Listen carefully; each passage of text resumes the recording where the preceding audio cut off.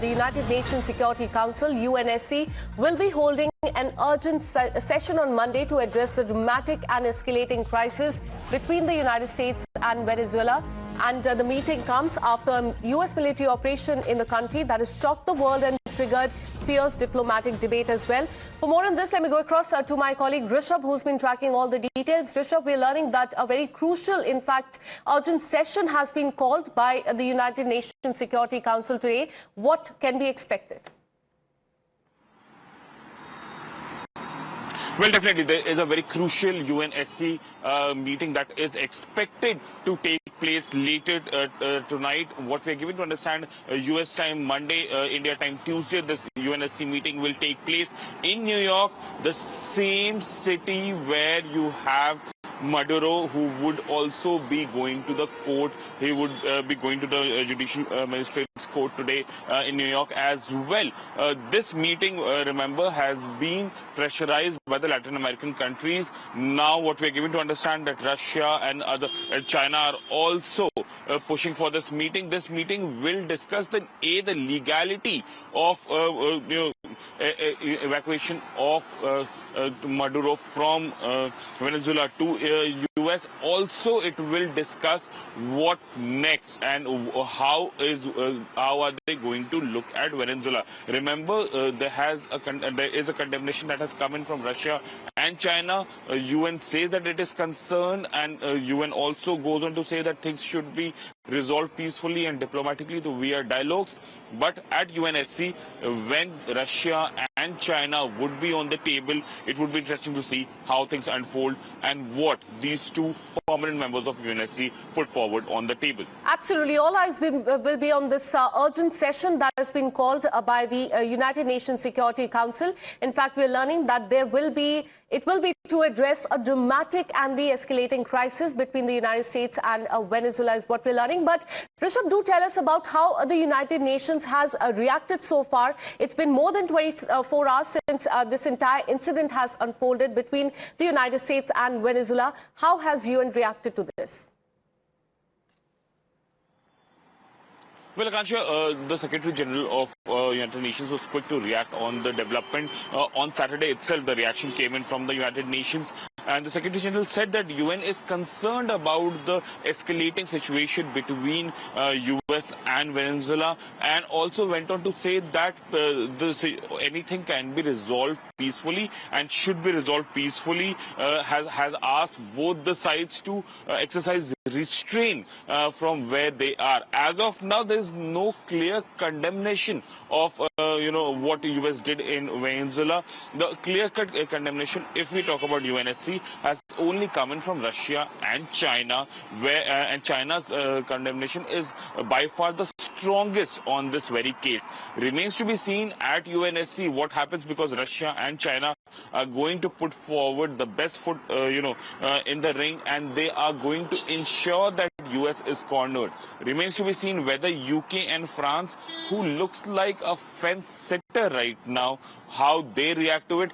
They are not going to condemn US, that is for sure, because the statements that we have seen from Macron, or for that matter Keir Starmer, is something in line with Trump, if not completely in support of Trump. So an opposition from there is not expected. Many of the permanent members are Latin American countries, non-permanent members for that matter, are Latin American countries, and hence their views would also be very important. Remains to be seen how things unfold, but yes, this meeting is going to be very, very crucial. It will be now interesting to see whether UN will openly condemn, because US having the veto power in UNSC, any resolution against US is something which is not absolutely, and really all the eyes will be on this crucial and the urgent session that has been called by the United Nations Security Council. Thank you so much, Rishabh, for getting us all those details. We have another breaking update coming in. Many people are asking, after Venezuela, is Greenland next? And all this after Donald Trump has sent out a big message to Greenland after US operation against Maduro in Venezuela. He said, and I quote, "We need Greenland for national security." Now, Trump's remark have sparked unease in the country. He has said, and I quote, "We need Greenland for national security. security, not from minerals. We have so many sites of minerals and oil in there. We have more oil than in any other country in the world. We need Greenland for the national security, is what he has said. But a reaction has also come in from the Denmark's Prime Minister and Greenland's leader. They have pushed back sharply against US President Donald Trump's comments, suggesting that US needed to take control of Greenland, warning that such remarks were unacceptable and disrespectful to, in fact, a close ally and its people as well. Listen in to what Donald Trump said.